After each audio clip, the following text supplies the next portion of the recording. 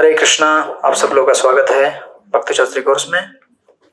हम लोग श्रीमद् भगवद गीता और भक्ति रसामृत सिंधु और उपदेशामृत इनका अभ्यास करने के पूर्व श्री ईशोपनिषद का अभ्यास करेंगे। और हमने उसका प्रारंभ लास्ट टाइम किया था। प्रथम कक्षा में हमने, अगर आप सबको याद रहेगा, तो श्री ईशोपनिषद पुस्तक में हमने भूमिका प्रारंभ किया था, राइट। और भूमिका में हमने देखा था फर्स्ट पॉइंट, वेद क्या होते हैं और वेद का ओरिजिन क्या है, ये कहां से प्रारंभ होता है, राइट। और आपको कुछ याद है इसमें से? क्या क्या स्टडी किया था? 4 त्रुटियां याद है। अरे 4 त्रुटियां तो उसके बाद में आएगा। हाँ, पर वही याद है। पहले वेद के बारे में बताया है। आस्तिक नास्तिक। हाँ, तो नास्तिक देख के बोलो, कोई प्रॉब्लम नहीं, चार्ट में देख के बोलो। जैनिज्म और भारतीय विचार था उसमें। हाँ, आस्तिक और नास्तिक थे।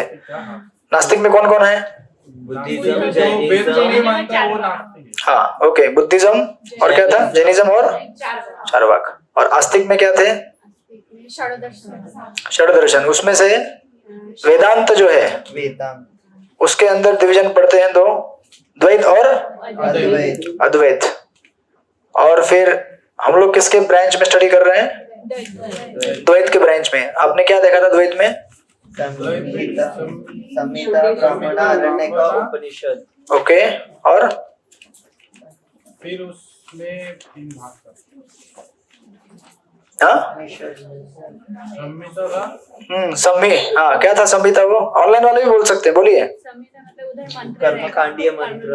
हाँ, प्रभु जी, संहिता मतलब मंत्र जो देवताओं ने कर्मकांडीय यज्ञ के लिए बताया गया। ओके। ब्राह्मण यज्ञ कैसे करना है, वो जो रीत है वो ब्राह्मण। ओके। मोक्ष की तरफ आगे बढ़ने के लिए अग्रसर होते हैं। उसके बाद क्या होता है? उपनिषद। ओके, भगवान के पास बैठकर ज्ञान लेना होता है। तो हमारे ये ब्रांच में हमने 3 स्टडी किए थे, श्रुति, स्मृति और न्याय। उसमें से श्रुति में आपने बताया, स्मृति में क्या आएगा? हाँ, उसके 2 ब्रांचेस कौन से हैं? सॉरी, 3 ब्रांचेस स्मृति के।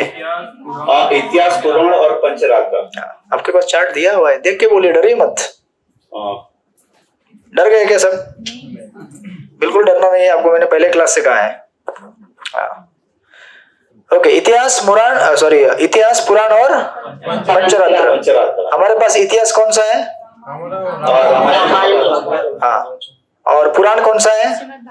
जो सब पुरुषों का इतिहास है, काफी सारे पुरुषों का जो इतिहास है वो पुराण। हाँ, ठीक है, तो 18 पुराण है। और पंचरात्र। हाँ, पंचरात्र क्या है? वो भगवान के निर्देश किया हुआ है। हाँ जी, कैसे करते हैं? डीटी वर्शिप कैसे करते हैं? किसने दिया है वो? Okay, fine. ये देखने के बाद हमने देखा था कि फिर ये वेद जो होते हैं, इनका हमें अभ्यास क्यों करना चाहिए, वेदों से ही ज्ञान क्यों लेना चाहिए, वेदों से शिक्षा क्यों लेनी चाहिए, क्यों जरूरत है हमें वेदों से शिक्षा लेने के लिए? क्या ज्ञान के स्रोत कम है क्या संसार में?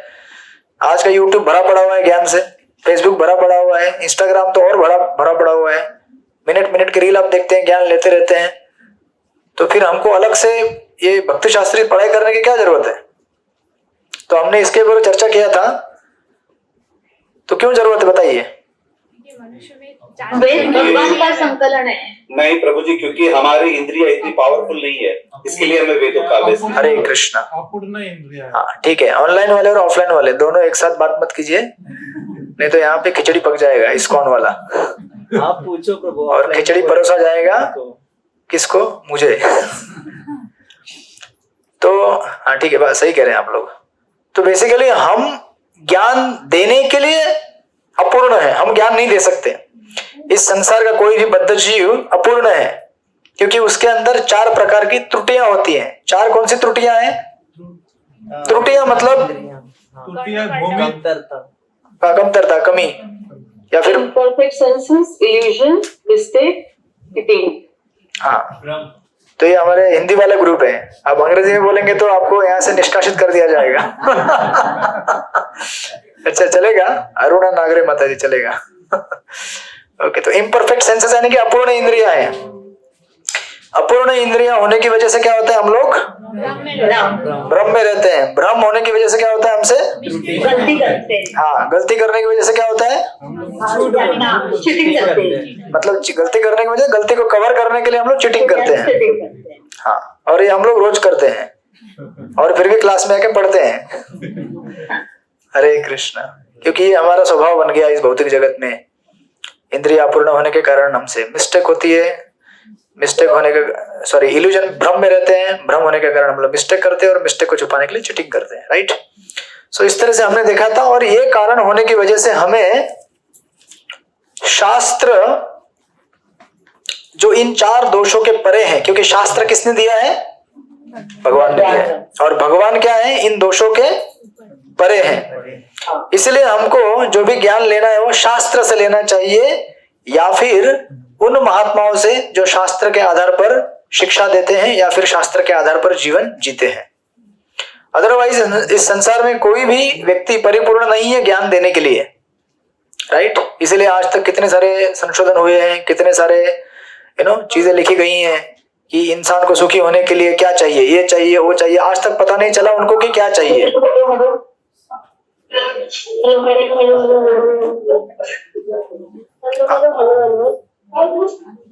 ऑनलाइन वाले भक्त लोग कृपया ऑफलाइन वालों को तकलीफ मत दीजिए। हरे कृष्णा।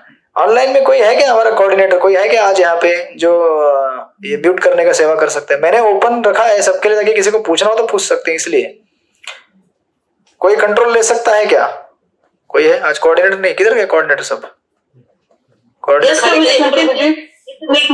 हाँ हेमांगी माता जी, आपको मैं को होस्ट बना रहा हूँ।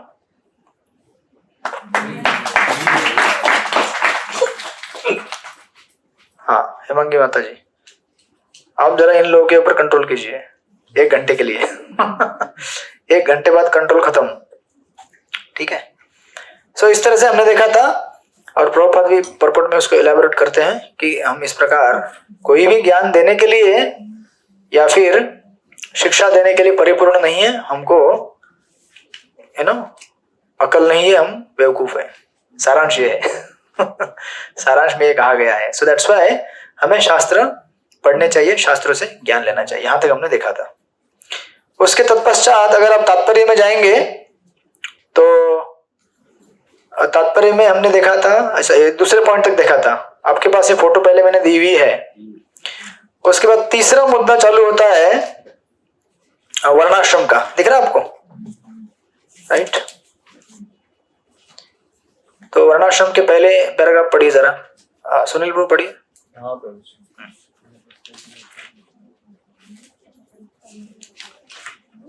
Page number 8। पेज नंबर, हाँ नहीं, IX। ये मुझे आज तक समझ में नहीं आता ये IX क्या होता है रोमन का।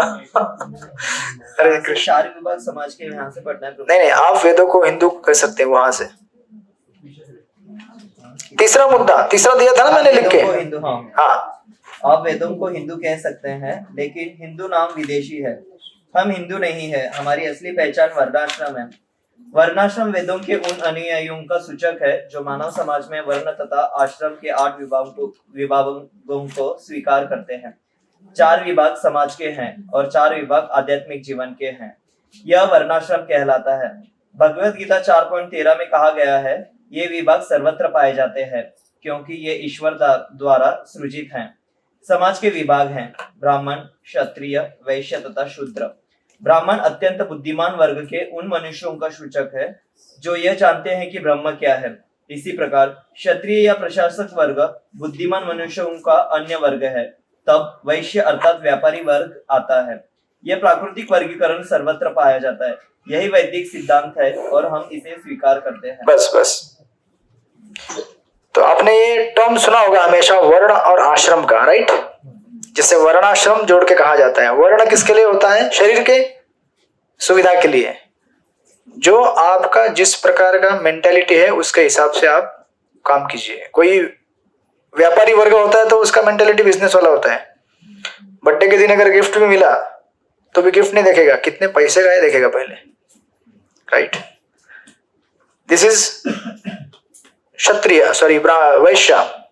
और अगर ब्राह्मण रहेगा तो देखेगा कि इसका कुछ पूजा पाठ में काम आ सकता है क्या।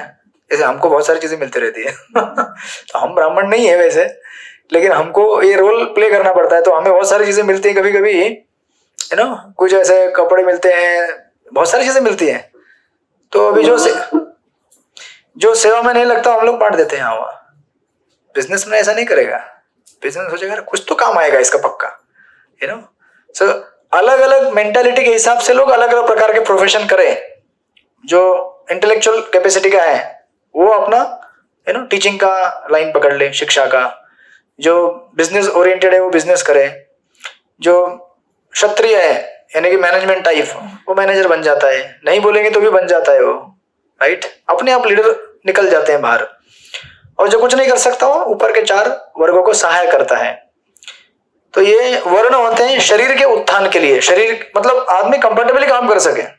अगर कोई अकाउंटेंट है उसको बोल दिया झाड़ू पोछा करो तो उसको गुस्सा आता है, अरे भाई मैं अकाउंटेंट हूँ, राइट, मैं ये सब नहीं काम कर सकता। हालांकि वैष्णव बनने के बाद हमें करना चाहिए, बट यहाँ पे अभी भौतिक स्तर पर इसका विभाजन किया गया है। और आश्रम होता है आत्मा के उद्धार के लिए, क्योंकि हम लोग क्या कॉम्बिनेशन है, शरीर और आत्मा, ये दोनों कॉम्बिनेशन है। हम शरीर से भी बने हुए हैं, आत्मा से भी बने हुए, लेकिन ओरिजिनल हम लोग आत्मा है। तो आत्मा का उत्थान करने के लिए ये 4 यू नो आश्रम बनाए गए हैं। ब्रह्मचर्य आश्रम, उसके बाद गृहस्थ आश्रम, और फिर गृहस्थ आश्रम 50 साल होने के बाद 25 साल ब्रह्मचर्य आश्रम, यू नो, अगले 25 साल गृहस्थ आश्रम, फिर 50 साल हो गए तो फिर वानप्रस्थ आश्रम, यानी कि घर द्वार छोड़ के अपने घर की तिजोरी की चाबी बहू रानी को देकर जप माला को उठा लो। हरे कृष्णा कृष्ण कृष्ण हरे हरे, हरे राम राम राम हरे हरे। और अगर चाबी नहीं दिया तो फिर घर में किटकिट होना चालू हो जाता है। सासू माँ अगर चाबी नहीं देगी, क्योंकि अभी नेचुरल प्रोग्रेशन है वो, जो जैसा समय आएगा उसके हिसाब से हमें चलना पड़ता है। बचपन में थे तो खेलते थे, बड़े हो गए तो खेल नहीं सकते। ये खेलते कूदते रहोगे, जॉब जाना पड़ेगा, ऑफिस जाना पड़ेगा, घर संभालना पड़ेगा। फिर और 50 साल क्रॉस कर लोगे तो भगवान की भक्ति के लिए हमें संन्यास, मतलब वानप्रस्थ यानी कि भक्ति को तेज करना। और घर गृहस्थी का काम का बच्चों को सौंपने का, भी बच्चे बड़े हो गए, और अपने भक्ति के लिए यू नो थोड़ा तैयार रहना, तेज रहना, और फाइनली संन्यास अगर आप ले सकते हैं तो इस प्रकार प्रभुपाद कहते हैं कि एक्चुअली हम लोग हिंदू नहीं है।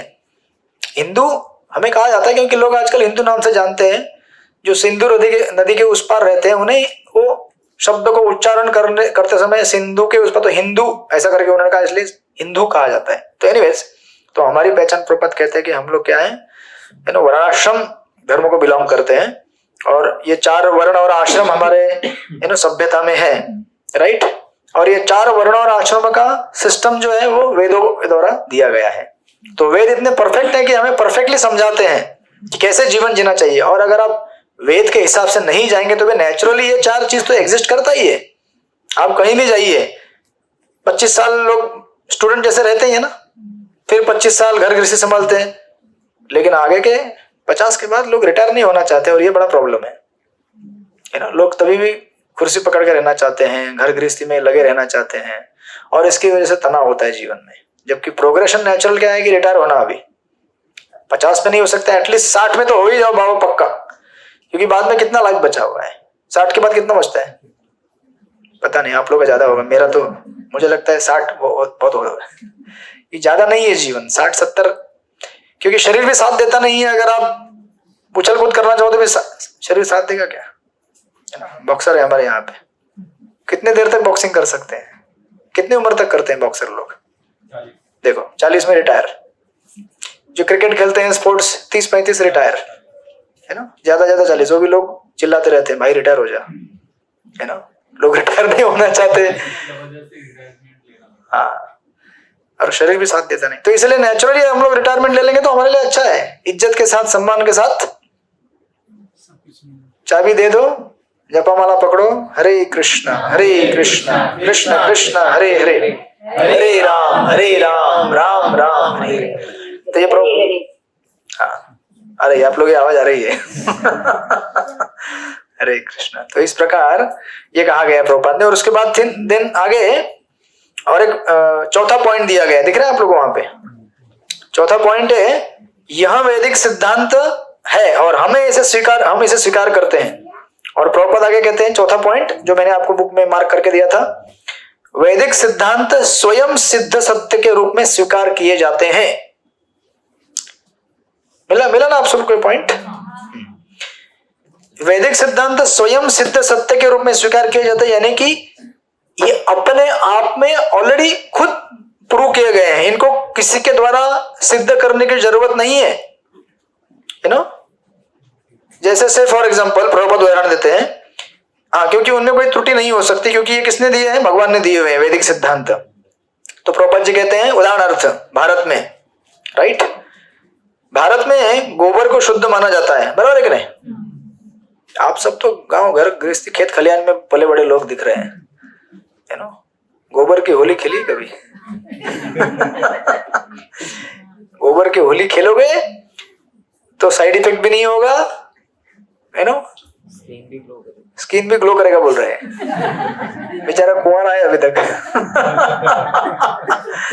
जो ऑलरेडी यू नो उस अवस्था से जा चुके हैं, बोल रहे कोई जरूरत नहीं है, ज्यादा स्किन ग्लो होगा तो प्रॉब्लम होता है। ये ना, तो प्रभुपाद कहते हैं यहाँ पे भारत में गोबर को शुद्ध माना जाता है, फिर भी गोबर पशु का मल है ना। अभी देखिए, एक स्थान पर आप यहाँ वैदिक आदेश पाएंगे कि यदि आप मल को छू लेते हैं तो आपको तुरंत स्नान करना होगा, बराबर है?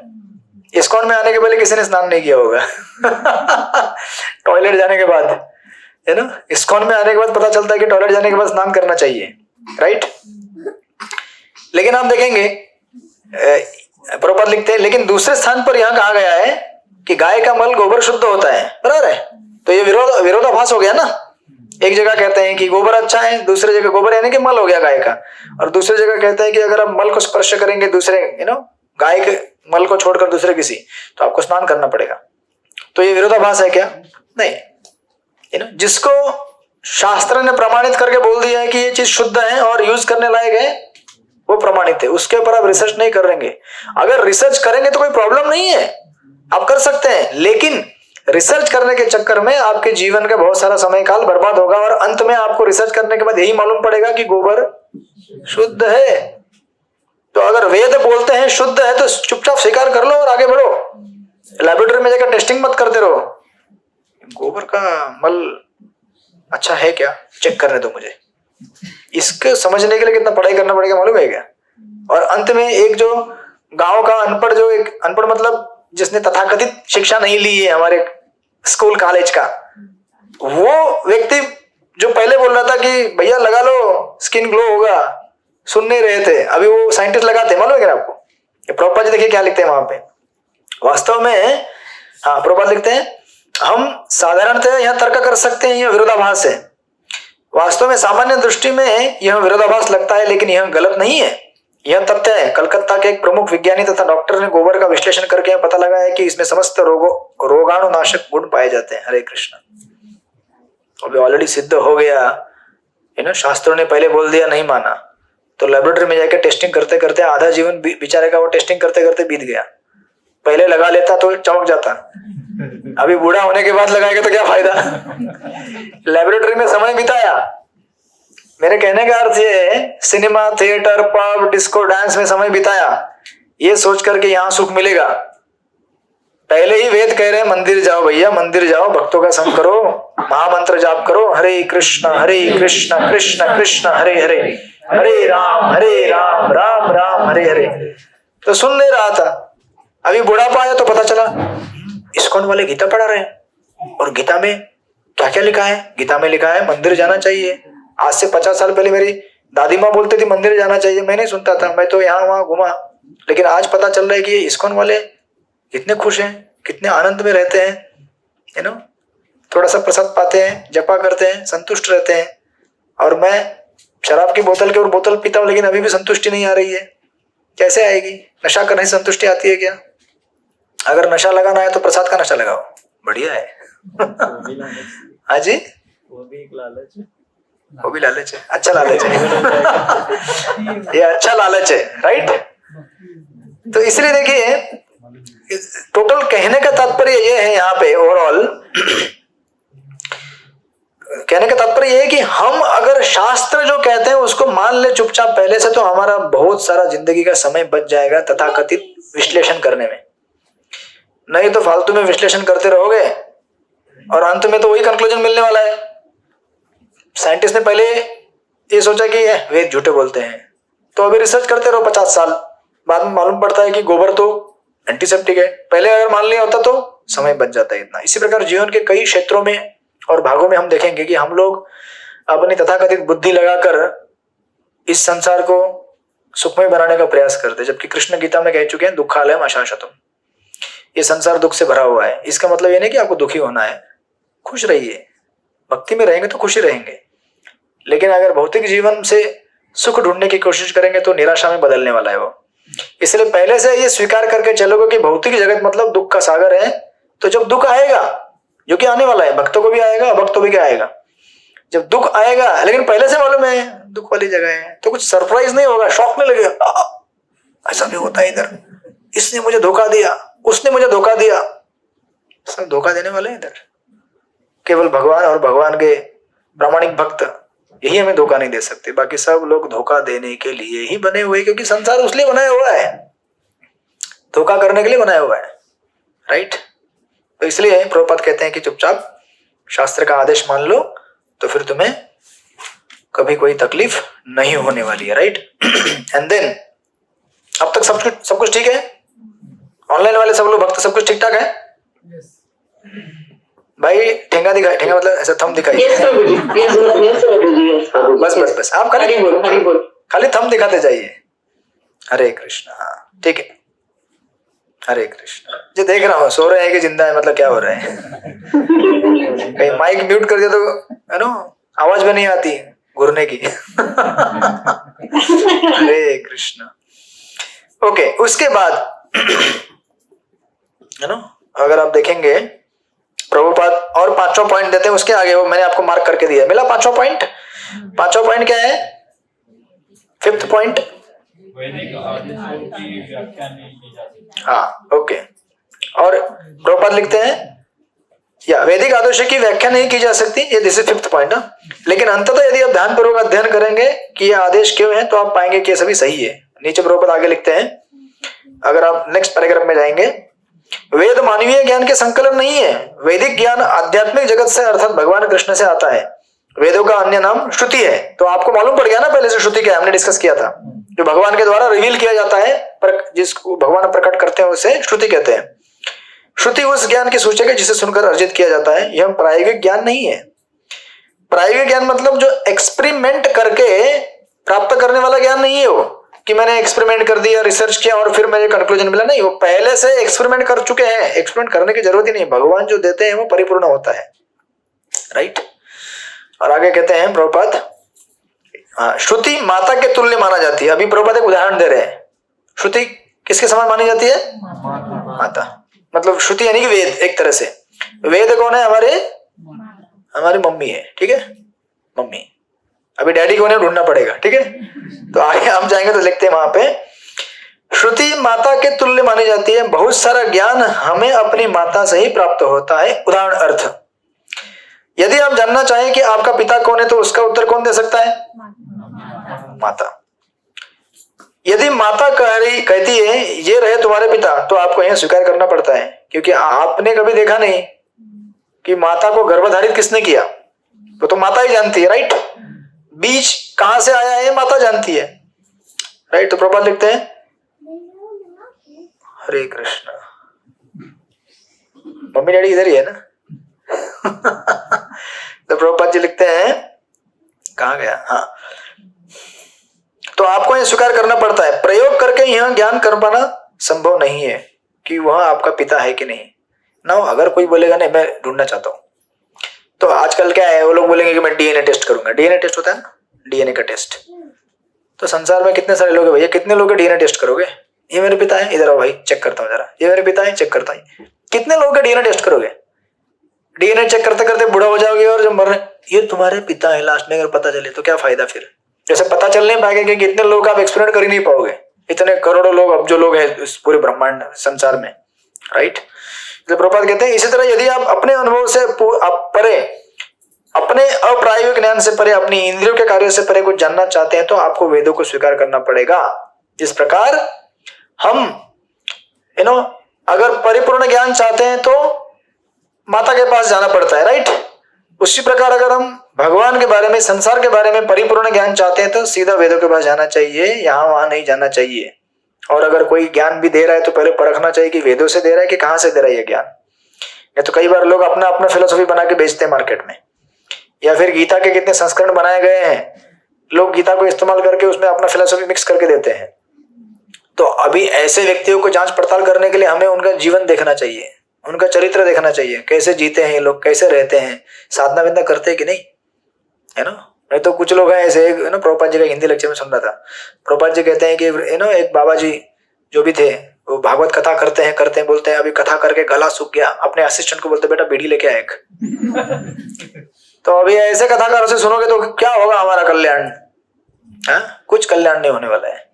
ऐसे तथाकथित भागवत सप्ताह, तथाकथित भागवत वाचन और गीता पठन ये हमारे कुछ भी काम के नहीं है।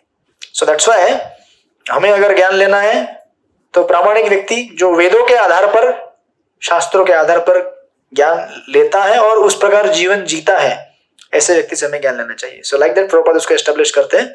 And then of course Prabhupada ने यहाँ पे आगे जाकर उस बैक टू बैक उसको कंक्लूड किया है कि वेद, नेक्स्ट पैराग्राफ में जाएंगे तो वेदों को माता माना जाता है, ब्रह्मा जी पितामह पूर्वज कहलाते हैं, राइट, क्योंकि सर्वप्रथम उन्हें ही वैदिक ज्ञान की शिक्षा दी गई थी, राइट। सो लाइक दैट अगर उसको फास्ट फॉरवर्ड करेंगे तो बीच में एक लाइन है जिसको मैंने अंडरलाइन किया। प्रभुपाद कहते हैं यदि आप प्रयोगात्मक प्रयास करें तो भी आप इसी निष्कर्ष पर पहुंचेंगे, लेकिन समय की बचत करने की दृष्टि से आपको इसे स्वीकार कर लेना चाहिए।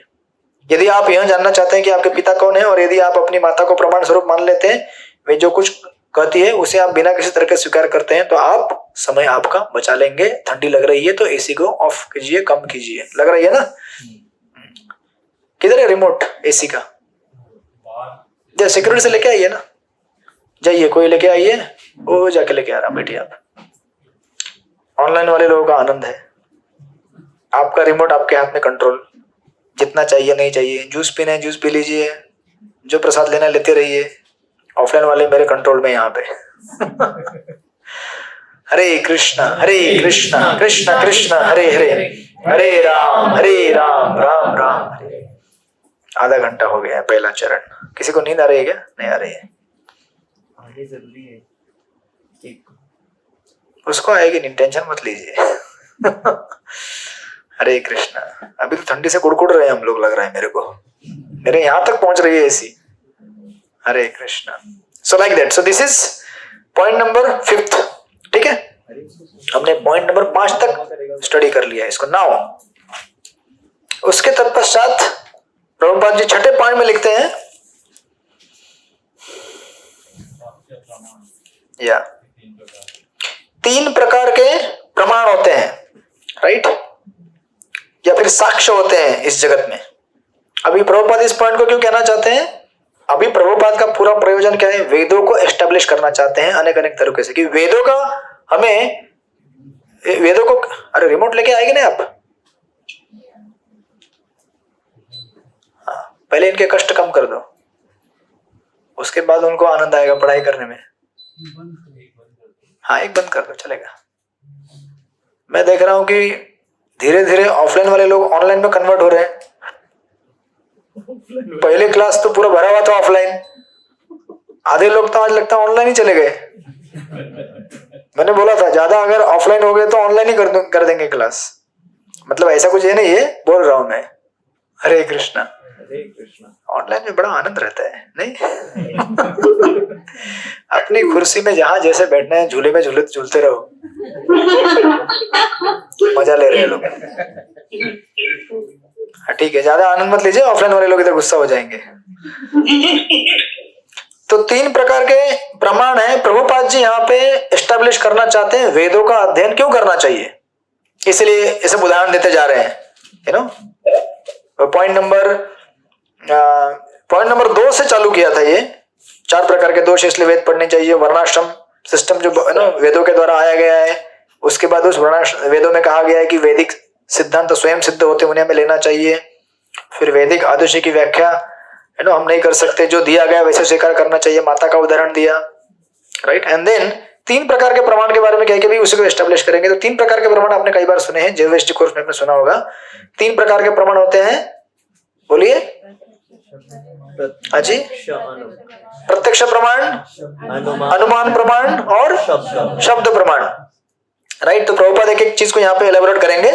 सबसे पहले प्रभुपाद जी लेते हैं प्रत्यक्ष प्रमाण। प्रत्यक्ष मतलब प्रत्यक्ष दिखने वाला सामने, राइट, उसे प्रत्यक्ष कहते हैं। जिस प्रकार प्रभुपाद जी लिखते हैं, प्रभुपाद लिखते हैं प्रत्यक्ष प्रमाण का अर्थ है सीधा प्रमाण, सामने सामने जो दिखता है, राइट। लेकिन प्रभुपाद कहते हैं प्रत्यक्ष प्रमाण बहुत अच्छा नहीं होता, क्योंकि हमारी इंद्रिया पूर्ण नहीं है, राइट। तो हम जो देखते हैं, जैसे मैंने पूछा था लास्ट टाइम, मैं अगर देखता हूं आपका नाम क्या है पूछता हूं, आप बोलेंगे मेरा नाम है सुनील, लेकिन ना आप ठीक से जवाब दे पा रहे हैं और ना मैं ठीक से समझ पा रहा हूं कि आप कौन है, क्योंकि मैं आपको देख नहीं पा रहा हूं कि वास्तविक आप है कौन, और आप भी नहीं जानते कि वास्तविक मैं हूं कौन, राइट। इसलिए प्रभुपाद जी लिखते हैं, उदाहरण देते हैं यहाँ पे एक सुंदर, हम नित्य ही सूर्य को देखते हैं और हमें यहाँ एक छोटी सी थाली जैसा लगता है, बराबर ना।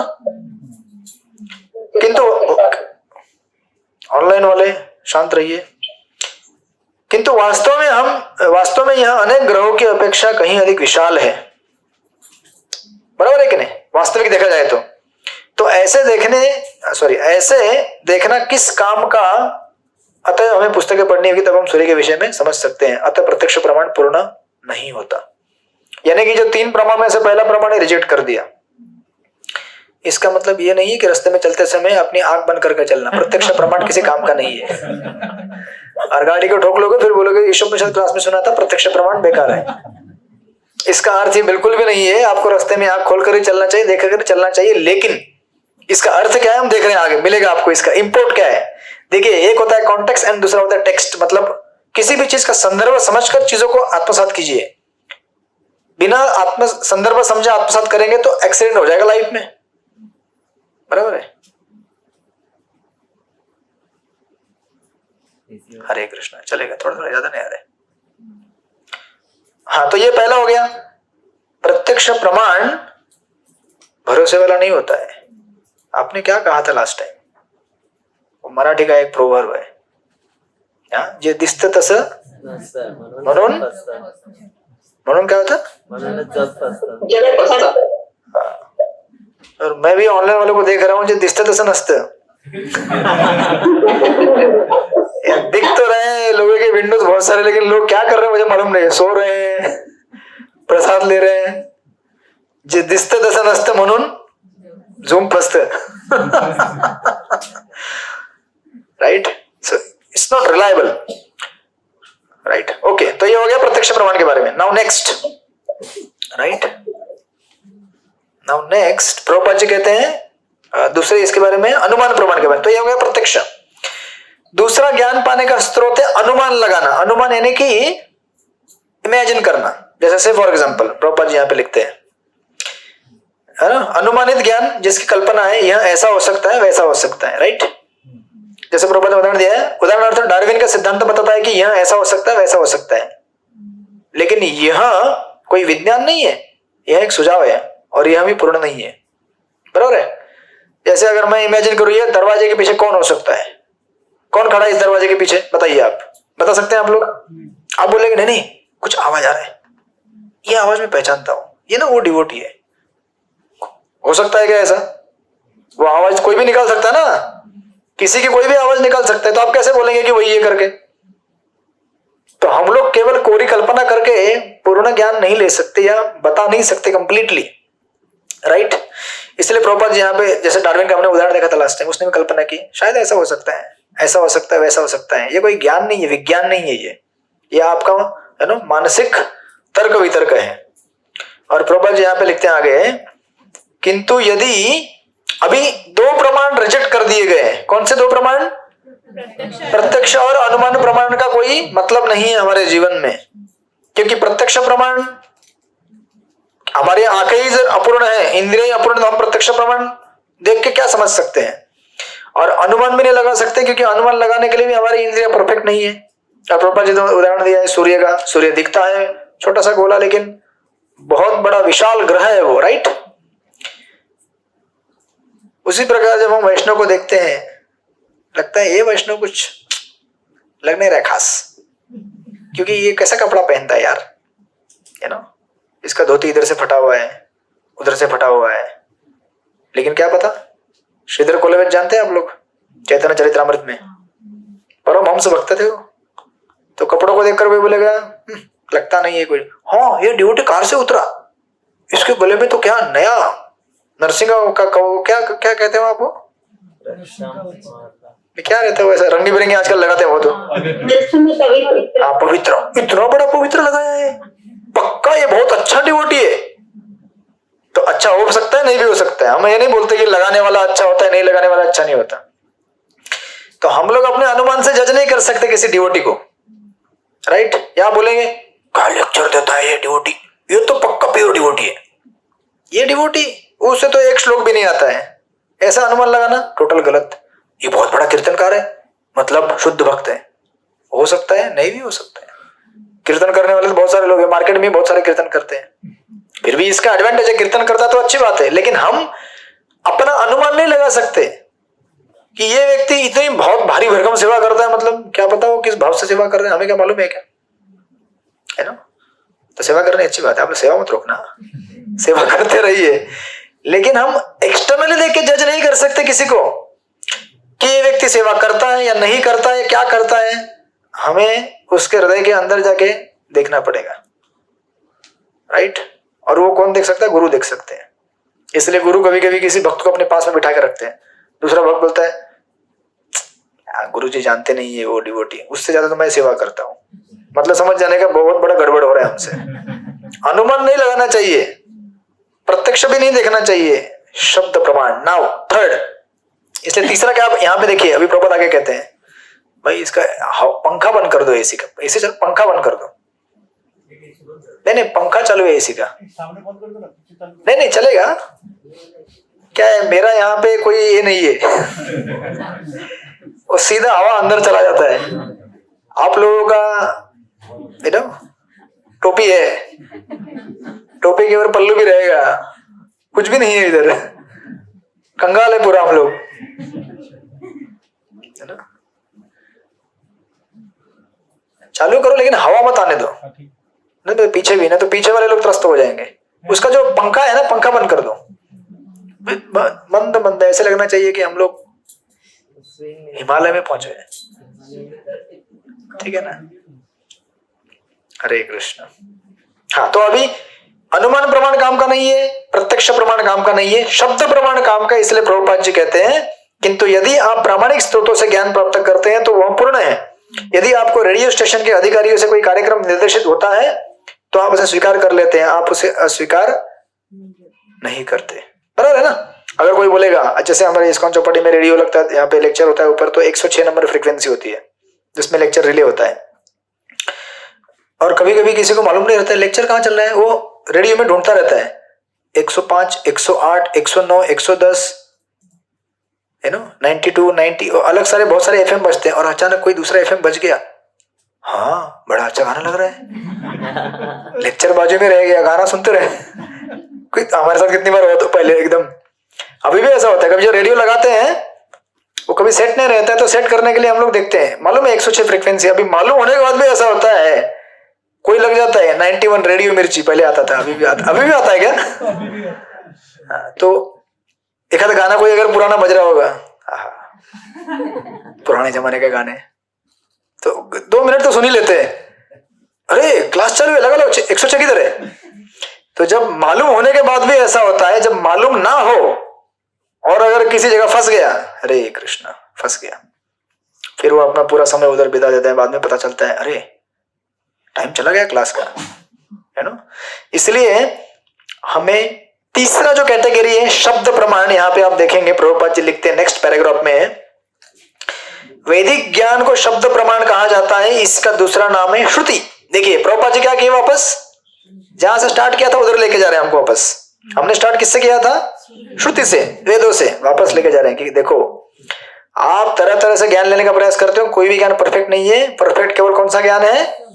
श्रुति। अगर मंदिर ने बोल दिया 106 पे रिले होता है, लेक्चर 106 लगाओ, चालू हो जाएगा लेक्चर, राइट।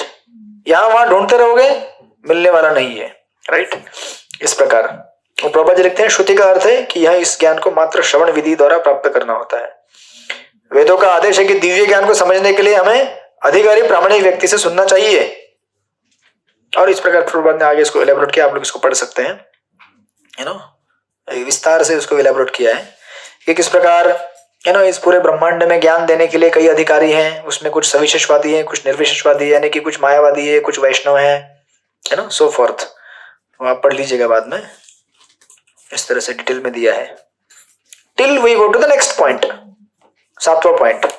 तो अभी तक सब ठीक ठाक है, आपको समझ में आया? 3 प्रकार के प्रमाण होते हैं, शब्द प्रमाण, प्रत्यक्ष प्रमाण, सॉरी प्रत्यक्ष प्रमाण, अनुमान प्रमाण, शब्द प्रमाण। हाँ, तो अनुमान प्रमाण जो है ना और प्रत्यक्ष प्रमाण है, ऐसा नहीं कि वो टोटली गलत है, लेकिन परफेक्ट नहीं है वो। प्रत्यक्ष प्रमाण जिससे हम ज्ञान लेते हैं वो भी है, लेकिन वो शब्द प्रमाण के अधीन होना चाहिए। आप रास्ते से चल रहे हैं तो आप ये थोड़ी बोलेंगे कि जब तक मुझे कोई बोलेगा नहीं रास्ता ठीक ठाक है मैं चलूंगा नहीं, ऐसा नहीं ना। गवर्नमेंट ने पहले लिख के रखा है ये रास्ता है, चलना चाहिए हमें, वहां से आंख बंद करके नहीं चलना चाहिए। लेकिन हमें याद रखना चाहिए कि इस रास्ते से चलते समय मुझे क्या देखना है क्या नहीं देखना है। वो शब्द प्रमाण बताता है कि यहाँ वहां मत देखो, सीधा अपना रास्ता देख के चलते रहो, राइट। यहाँ वहां कुछ देख लिया आपने, किसी पिक्चर का बड़ा बोर्ड, हरे कृष्ण, नया पिक्चर आया है, मेरे जमाने का तो नहीं है, मैं तो अभी दादाजी बन गया हूँ, लेकिन लगता है थोड़ा देखना पड़ेगा क्या चल रहा है आजकल। ऐसे जिज्ञासा करोगे तो गए काम से फिर। सो लाइक दैट, इस तरह से ये पूरा यू नो इसको दिया है प्रभुपाद ने।